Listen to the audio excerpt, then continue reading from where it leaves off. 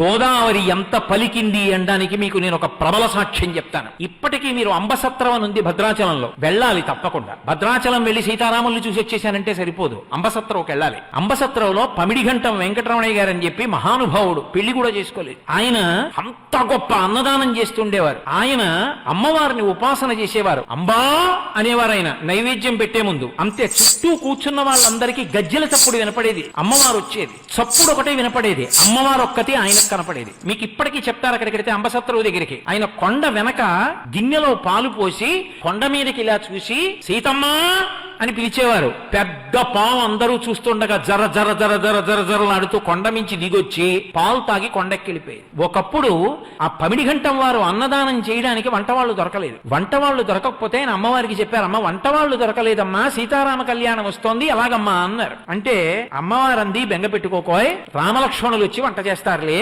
అంది. ఆయన ఇలా చూశారు, మంచి దృఢకాయులైన ఇద్దరు, అంతంత ఎత్తు ఆజానబాహుమరవిందదలాయతాక్షం ఇద్దరు వచ్చారు. వచ్చి, అయ్యా మీరు వంట కావాలన్నారట, మమ్మల్ని ఎవరో పంపించారు, వంట చేస్తాం, కానీ మీరు లోపలికి చూడకూడదు. వంటశాల తలుపులు వేసి 2 పెద్ద పెద్ద గుండిగలు తెచ్చారు. ఒక మనిషి ఎత్తలేడు దాన్ని, అంతంత గుండిగలు తెచ్చి వంట చేశారు. వంట అంతా అయిపోయింది, బయటకు వచ్చారు. మేము గోదావరిలో స్నానం చేసి వస్తామని వెళ్ళారు, ఇంకా రాలేదు. ఆ తర్వాత వెళ్లి గుండిగల మీద చూస్తే రామగుండిగా లక్ష్మణ గుండిగా అని ఉంది. ఇప్పటికీ మీరు రామలక్ష్మణులు వచ్చి వంట చేసిన గుండిగలు అంబసత్రంలో చూడొచ్చు, ఇప్పటికున్నాయి.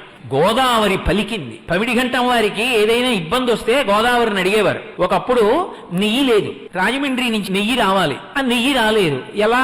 ఆయనకు అనుమానం వచ్చింది, నెయ్యి లేకుండా అభిగారం ఎలా చేస్తారు, భోజనం ఎలా చేస్తారు? అందుకని ఆయన తిన్నగా గోదావరి ఒడ్డుకి వెళ్ళారు. వెళ్లి 2 బిందెలతో గోదావరి నీళ్లు తీసుకున్నారు. అమ్మ 2 బిందెలు నెయ్యి అప్పిప్పించు, నెయ్యి వచ్చిన తర్వాత నీకు ఇచ్చేస్తానన్నారు. అలాగేనంది గోదావరమ్మ. ఆయన ఇంటికి తెచ్చారు. తెచ్చి గోదావరి నీళ్లు కదండి, గోదావరి నీళ్లు కదండి, నెయ్యి ఏమిటండి అన్నారు. వడ్డన మొదలెట్టండ్రా అన్నారు. అన్నీ వడ్డించి అభిగారం చేయడానికి ఆ బిందెలో ఇలా ఉద్ధరిని ముంచారు. నెయ్యి అయిపోయింది 2. ఆ తర్వాత రాజమండ్రి నుంచి నెయ్యి వచ్చింది. 2 నేతి బిందెలు పట్టుకెళ్ళి, అమ్మ అప్పుచ్చుకున్నాను కదా, పుచ్చుకోని ఇచ్చేశారు. గోదావరిలో కలిపేశారు. నేను అందుకే మీతో మనవి చేస్తున్నా, గోదావరి తల్లి పలుకుతుంది, ఎందరికో పలికింది ఆవిడ. ఆవిడ కడుపులో లక్ష్మీ నృసింహ స్వామిని పెట్టుకుంది. ఆవిడ కడుపులో ఇన్ని పెట్టుకుంది.